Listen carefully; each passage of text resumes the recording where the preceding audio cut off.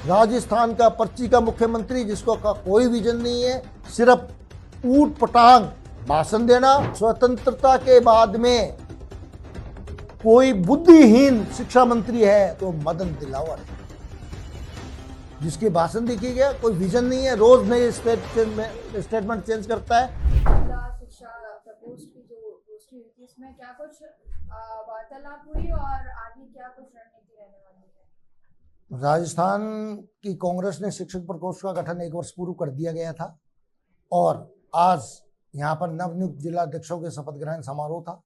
उसमें सभी शिक्षक जो कांग्रेस की विचारधारा के थे और सेवानिवृत्त हो चुके हैं वो लोग इसमें शामिल हुए।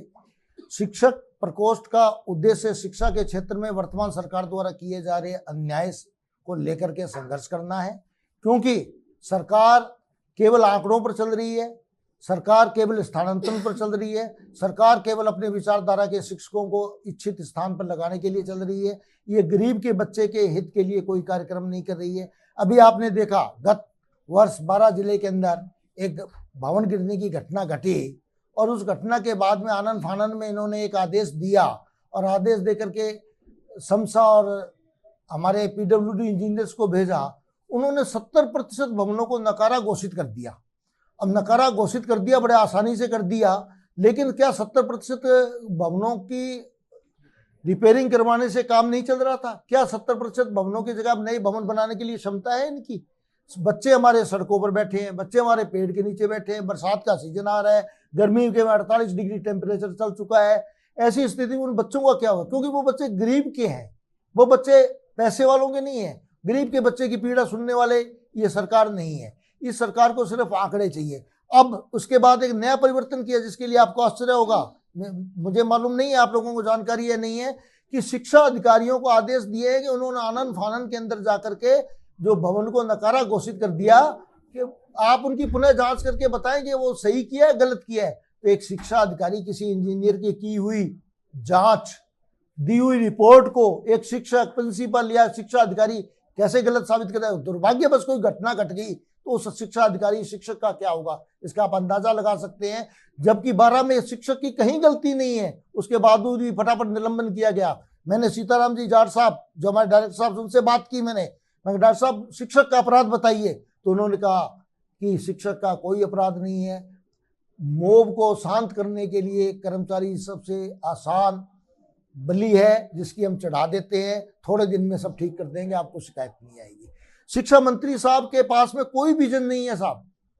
मैं तो कहता हूं ये इतिहास 2 चीजों के लिए, वर्तमान सरकार सिर्फ 2 चीजों के लिए याद की जाएगी। प्रथम बात, राजस्थान का पर्ची का मुख्यमंत्री जिसको का कोई विजन नहीं है, सिर्फ ऊट पटांग भाषण देना और तथ्यों से दूर भाषण देना इनका काम है। हमारे प्रदेश अध्यक्ष महोदय कहते हैं ये तो मठा पी लेते हैं और दे चक्कर पर चक्कर घूम करके वापस आ जाते हैं। दूसरा कि स्वतंत्रता के बाद में कोई बुद्धिहीन शिक्षा मंत्री है तो मदन दिलावर है, जिसके भाषण देखिए गया, कोई विजन नहीं है, रोज नए स्टेटमेंट चेंज करता है और शिक्षा की जितनी दुर्दशा कर सकते थे उतने कर दी गई है। इनको शिक्षा से कोई मतलब नहीं है, इनको आरएसएस का एजेंडा लागू करना है, सिर्फ इसका ही उद्देश्य है। अभी हड़ताल, ये ग्रीष्मावकाश में कटौती को लेकर के आंदोलन हुए, अनेक शिक्षक संगठन सड़क पर उतरे, 48 डिग्री के अंदर प्रदर्शन किए उन्होंने, अपने जिलों में किए, प्रदेश में किए और निदेशालय पे किए। समझौता किससे किया? आरएसएस के पिट्ठू संगठन से।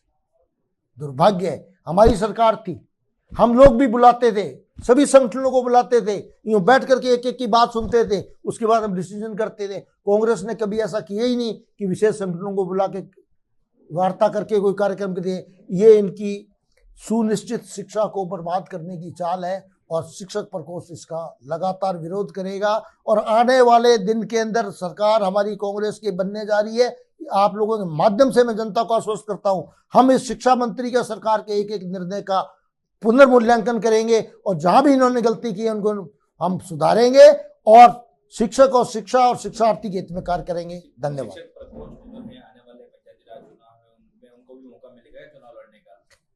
चुनाव लड़ना प्रत्येक व्यक्ति का अधिकार है और टिकट मांगना प्रत्येक कांग्रेसी का अधिकार है। वो अपनी टिकट मांगेंगे और अगर उस क्षेत्र की जनता में उनका महत्व है और वो जनता को कवर कर सकते हैं और जनता उनकी बात पर विश्वास करती है, तो निश्चित तौर से टिकट कोई ये नहीं है शिक्षक प्रकोष्ठ है, कांग्रेसी होने के नाते टिकट है उनको भी मिलेगी। जहाँ को जो है कांग्रेस पार्टी युवा को आगे बढ़ाने की बात कर रही है, वहीं कर जो है 60 साल से प्लस जो शिक्षक के प्रकोष्ठ के अगर लोग आगे आएंगे तो युवा को मिलेगा नहीं, 60 साल का शिक्षक आता है, देखो शिक्षक 60 साल की नौकरी करने के बाद में आपको टिकट का आसार्थी बहुत कम मिलेगा, क्योंकि किसी भी क्षेत्र में काम करने के लिए 5-10 साल उसको उस क्षेत्र में काम करना पड़ता है, वो आयु हमारे पास नहीं है।